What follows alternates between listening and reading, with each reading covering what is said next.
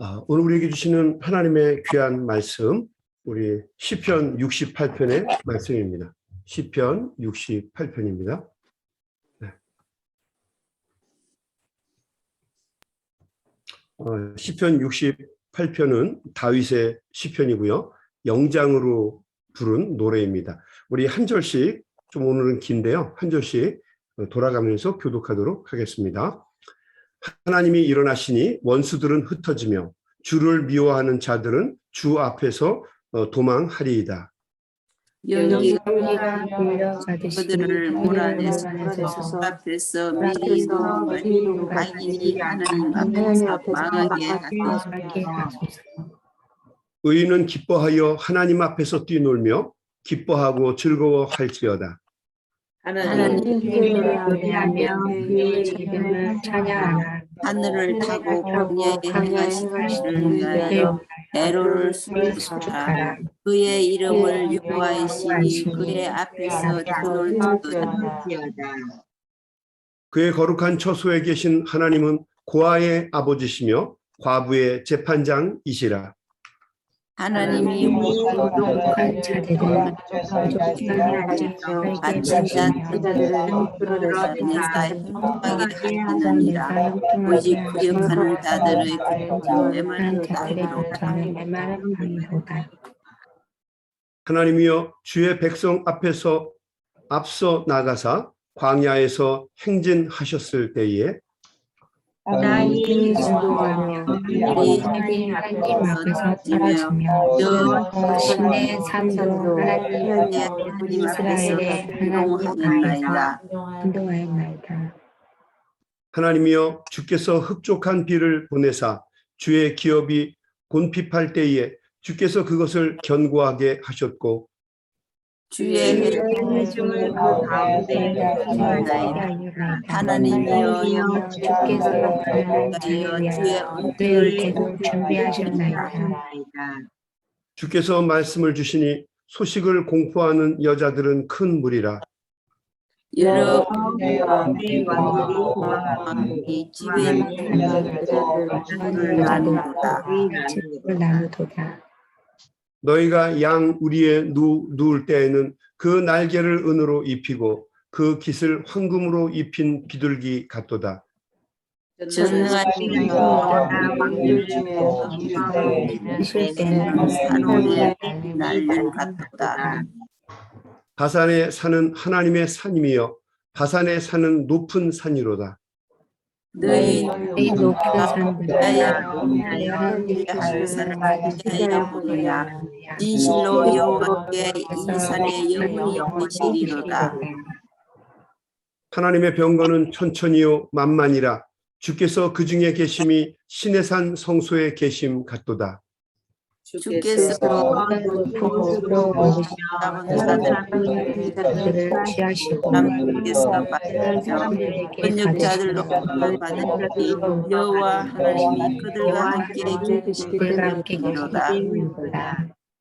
날마다 우리 짐을 지시는 주 곧 우리의 구원이신 하나님을 찬송할지로다. 하나님은 우리의 구원의 하나님이시라. 사망에서 벗어나온 여호와로 말미암거니와 그의 원수들의 머리 곧 죄를 짓고 다니는 자의 정수리는 하나님이 쳐서 깨뜨리시리로다. 주께서 말씀하시기를 내가 그들을 바산에서 돌아오게 하며 깊은 곳에서 나오게 하고 내가 그들을 심히 치고 그들의 피로 내 발을 잠그게 하며 내 집에 개의 혀로 내 원수들에게서 제 분깃을 얻게 하리라 하시도다. 하나님이 그들이 주께서 자심을 받고 나의 왕의 청소로 자시는 것이라. 투고치는 처녀들 중에서 노래 부르는 자들은 앞서고 악기를 연주하는 자들은 뒤따르나이다. 이스라엘이 나온 너희여 여호와 중에 하나님을 송축할지어다. 거기에는 그들을 주관하는 거기에는 그들을 주관하는 작은 베냐민과 유다의 고관과 그들의 무리와 스불론의 고관과 납달리의 고관이 있도다. 내 하나님이 너희를 명령하셨도다. 하나님이여 우리를 위하여 행하신 것을 경고하게 하소서. 예루살렘에 있는 주의 전을 위하여 왕들이 주께 예물을 드리리이다. 달반의 지르기사 그의 만민의 소관이를 쓰게 하시고 아래 밟으소서. 그가 전쟁을 즐기는 백성을 합두셨도다. 고관들은 애굽에서 나오고 구스인은 하나님을 향하여 그 손을 신속히 들리로다. 하나님께 노래하고 주의 찬송을 지으라. 옛적 하늘들의 하늘을 타신 자가 찬송하라. 자에게 찬송하라. 주께서 그 소리를 내시고 내시니 웅장한 소리로다. 너희는 하나님의 영광을 들을지어다. 그의 위엄이 이스라엘 위에 있고 그의 능력이 속에 있도다. 우리 다 같이 있습니다. 하나님이여 점을 성소에서 나타내시나이다. 이스라엘의 하나님은 그의 백성에게 힘과 능력을 주나니 하나님을 찬송할지어다. 아멘. 아멘. 고맙습니다. 여러분 이 시편 68편은 다윗의 시편입니다. 언제 기록된 시편인지는 명확하지 않지만 아마도 법궤, 그러니까 하나님의 언약궤가 오벳 에돔의 집에서 예루살렘의 다윗성으로 옮겨질 때 지어진 시편일 것이라고 많은 사람들은 그렇게 생각을 하고 있습니다. 이 시편 68편은 굉장히 포괄적입니다. 그리고 내용이 일관성 있게 쓰여진 것이 아니기 때문에 한 가지 주제를 가지고 이 시편 68편을 다 이해하는 것은 결코 쉬운 일이 아닙니다.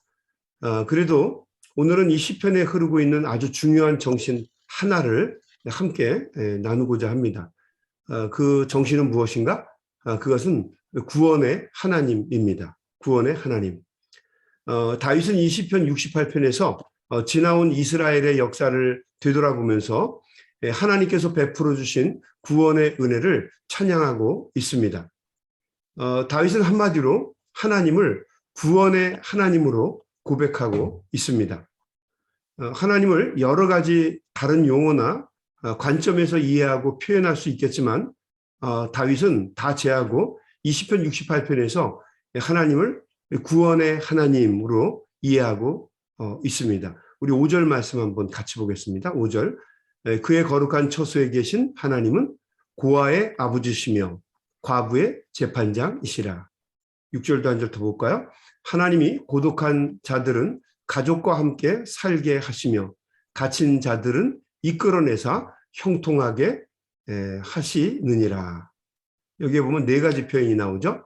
고아의 아버지, 과부의 재판장, 또 고독한 자들을 가족과 함께 살게 하시는 분, 또 갇힌 자들은 해방시키셔서 형통하게 하시는 분, 이렇게 네 가지로 표현하고 있습니다. 여러분 그 고아와 과부는 성경에 보면 늘 자주 등장하는 용어이긴 하지만 이 고아와 과부는 이스라엘 역사에서 가장 소외되고 비천한 처지에 있는 사람들을 대표하는 용어입니다. 아무도 돌봐줄 수 없는 사람들, 또 사회의 구조적인 울타리가 적용되지 않는 사람들. 그래서 이들은 정말 죽는 것밖에는 답이 없는 사람들입니다. 고아와 과부들. 그런데 하나님이 이 정말 고통받고 압제당하고 어려움 당하는 이 사람들을 돌보아 주신다라고 하는 것입니다. 고아에게는 누가 되어? 아버지가 되어 주신다는 거죠. 과부에게는 보호자가 되어 주신다는 겁니다. 그래서 그들을 지켜주시고 보호해 주신다는 이야기죠. 여러분, 누가 고아에게 먹을 것을 주겠습니까? 누가 고아에게 옷과 집을 주겠어요? 그리고 누가 억울한 일을 당한 과부의 재판장이 되어 주겠습니까? 나오는 게 하나도 없는데. 세상은 이들을 외면하지만 하나님은 그 불쌍한 사람들을 돌보아 주시고 지켜주신다라고 하는 고백입니다. 고독한 자들, 두 번째는 보면 또 고독한 자들을 가족과 함께 살게 하시는 분, 이렇게 되어 있습니다. 여러분, 이스라엘 민족은 종살이에 아주 익숙한 민족입니다. 애굽에서 우리가 창세기 출애굽기에 보게 되면 애굽에서 430년 동안 종살이를 한 민족이에요. 또 훗날 나중에 바벨론에서 70년 동안 또 종살이를 하게 됩니다. 그래서 어떻게 보면 이스라엘은 종살이 문화라고 해도 과언이 아닐 것입니다. 사랑하는 늙은 부모님들, 또 연약한 자식들은 전부 고국에 남겨두고 가족들은 뿔뿔이 흩어져서 외롭게 종으로 살아가던 사람들, 그 사람들이 이스라엘 사람들이에요.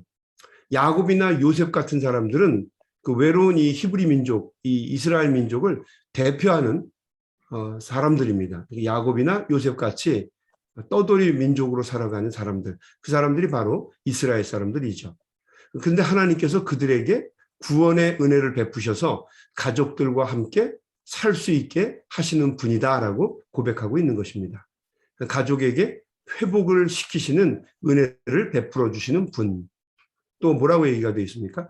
아마 우리가 볼 때 아마 이 구절, 가족들과 함께 살게 하시는 분이라고 하는 이 구절은 이민자들, 우리와 같은 이민자들에게는 누구보다도 이 표현이 아주 적절할 것 같아요. 누구보다도 가족과 친지들, 그리고 벗들과 헤어지는 아픈 경험을 가진 우리 이민자들에게 이 구절은 피부에 와닿는 구절이죠. 항상 밤중에 전화가 오면 우리 이민자들은 불안해합니다. 왜냐하면 한국에 계신 우리 부모님들이 혹시 편찮으신 것은 아닌가.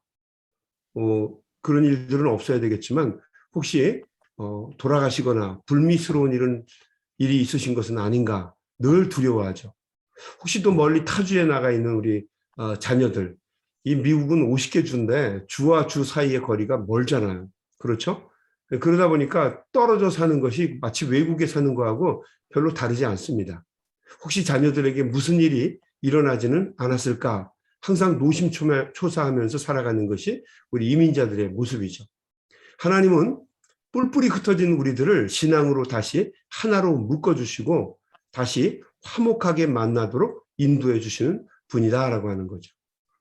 우리가 이제 또 이번 주에는 추수감사 주일을 지키고 또 그 다음 목요일 날은 추수감사 일로 우리가 지키게 되는데 이런 걸 우리가 유관적으로 경험하게 되죠. 온 뿔뿔이 흩어졌던 가족들이 함께 모여서 하나님 앞에 감사하며 화목하게 지낼 수 있는 그 은혜를 주시는 분, 그분이 바로 하나님이시다라고 하는 것입니다.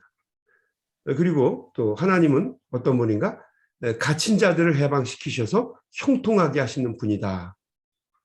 물질의 장벽에 거치고 언어와 문화의 장벽에 갇히고 또 편견과 차별의 장벽 속에 갇혀 사는 우리들의 입장에서는 이 구절의 말씀이 뼈저리게 피부에 와 닿는 구절이죠. 하나님은 구원을 주시는 분이다라고 하는 거죠. 뭐 이런 일이 있었다고 그래요. 여러분, 한국에서 미국으로 갓 이민 온 어떤 분이 운전을 하다가 속도 위반으로 경찰에 붙잡혔다고 합니다. 그러니까 여러분, 얼마나 무섭고 걱정이 되겠습니까? 분명히 경찰이 영어로 말을 걸어올 거 아닙니까? 한국처럼 과속하셨습니다. 뭐 어디 급하게 가시나 봐요. 이렇게 얘기하지 않잖아요. 영어로 물어보지 않아요?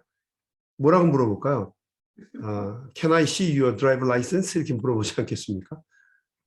무슨 말인지 알아듣지 못할 게 틀림없고 또 잘못했다가는 꼼짝없이 붙잡혀 갈 수 있으니까 얼마나 무서웠겠습니까? 뭐 아니나 다를까 경찰이 다가와서 조용히 다가오죠. 이 손을 이 포켓 속에 경찰이 넣습니다. 총을 잡은 거죠.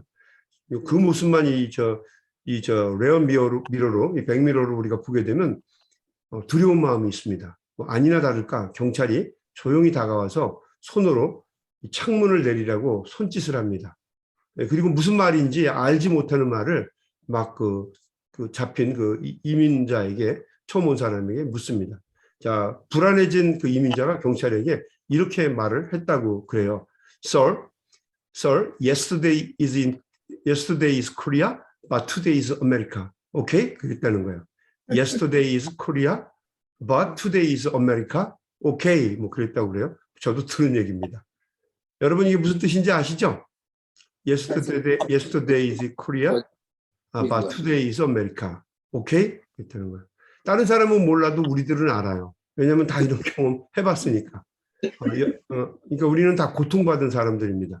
하나님은 장벽에 갇혀 사는 사람들, 특별히 언어의 장벽, 또 다른 문화 속에서 마음속에 부담과 어떤 그런 중압감을 가지고 갇혀 사는 우리들을 해방시키시고 구원시키시고 그다음에 형통하게 하시는 분이다라고 하는 고백입니다.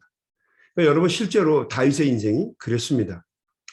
우리는 그동안 다윗의 시편을 읽으면서 다윗이 얼마나 고통스러운 인생을 살았는지 계속해서 살펴보았습니다. 도망자로서 또 망명자로서 또 끊임없는 전쟁에 휘말리면서 그리고 아들들의 다툼이나 반역으로 끊임없이 바람잘 날 없는 인생을 산 사람, 그 사람이 바로 다윗입니다. 근데 다윗을 하나님께서 순간순간 구원해 주시고 그래서 결국에는 건지셔서 이스라엘의 왕 중의 왕으로 삼아 주셨습니다. 그러니까 다윗에게 있어서 이 하나님은 분명히 구원의 하나님입니다. 그래서 다윗은 이 시편 68편을 통해서 하나님을 구원의 하나님이라고 고백하고 있는 것입니다. 9절과 10절의 말씀에서도 이렇게 고백을 하죠. 하나님이여 주께서 흡족한 비를 보내사, 그 농경문화 시대에 정착을 했지 않습니까? 하나님이 주시는 비라고 하는 게 얼마나 중요해요. 농사뿐만 아니라 백성들이 먹고 사는데 절대적이죠. 물이 없으면 죽잖아요. 그러니까 흡족한 비를 보내사 주의 기업이 곰핍할 때에 주께서 그것을 견고하게 하셨고 10절 말씀에 주의 회중을 그 가운데에 살게 하셨나이다. 하나님이여 주께서 가난한 자들을 위하여 주의 은택을 준비하셨나이다. 비를 주시고 또 궁핍하고 어려운 삶을 살 때는 어김없이 그들의 기업이 되어주시고 가난한 자들에게는 은택을 내려 주셨습니다. 그래서 주님은 구원의 주님입니다라고 고백하고 있는 것입니다. 그리고 저는 개인적으로 이 시편 68편에서 가장 가슴에 와닿는 구절이 19절의 말씀입니다. 19절 한번 볼까요? 날마다 우리 짐을 지시는 주. 그 구원의 주님께서 날마다 우리의 짐을 져 주시는 분이다라고 하는 고백이에요. 우리의 구원이신 하나님을 찬송할지로다. 날마다 우리의 짐을 져 주시는 분. 20절 하나님은 우리에게 구원의 하나님이시라. 사망에서 벗어남은 주 여호와로 말미암거니와 그의 원수들의 머리 곧 죄를 짓고 다니는 자들의 정수리는 하나님이 쳐서 깨뜨리시리로다. 하나님께서 우리의 짐을 대신 져 주시는 분이신데 한 번으로 끝나는 것이 아니라 everyday, 날마다 매 순간순간마다 우리를 대신해서 짐을 져주시는 분이다라고 하는 거죠. 참 표현이 굉장히 좋은 것 같아요. 여태까지 살아온 것을 우리가 한번 되돌아보면 정말 기가 막히는 일들이 계속이었죠. 연속적으로 일어났죠. 뭐 고난의 연속이었을까요? 코로나 바이러스 때문에 이렇게 우리가 줌으로 예배드리는 날이 올 거라고 과연 상상이나 했겠습니까? 또 교회도 가장 큰 어떻게 보면 미국에서 가장 큰 연합감리 교회였는데 갑자기 뭐 불미스러운 일이 일어나서 이렇게 예배를 또 드리게 되고 또 뭐 그거 아니더라도 개인적으로 우리의 삶을 보게 되면 끊임없는 고난의 연속이었을 겁니다. 어쩌면 지금 살아있는 것도 기적일 거예요.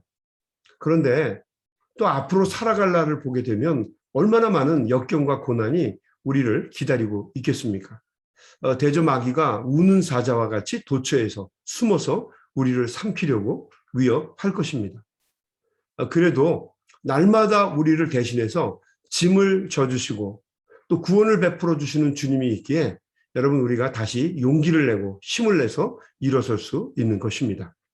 오늘도 하루를 여러분 지내시면서 내 등 뒤에서 내 짐을 져주시고 계시는 우리 주님을 발견하고 느낄 수 있게 되기를 바랍니다.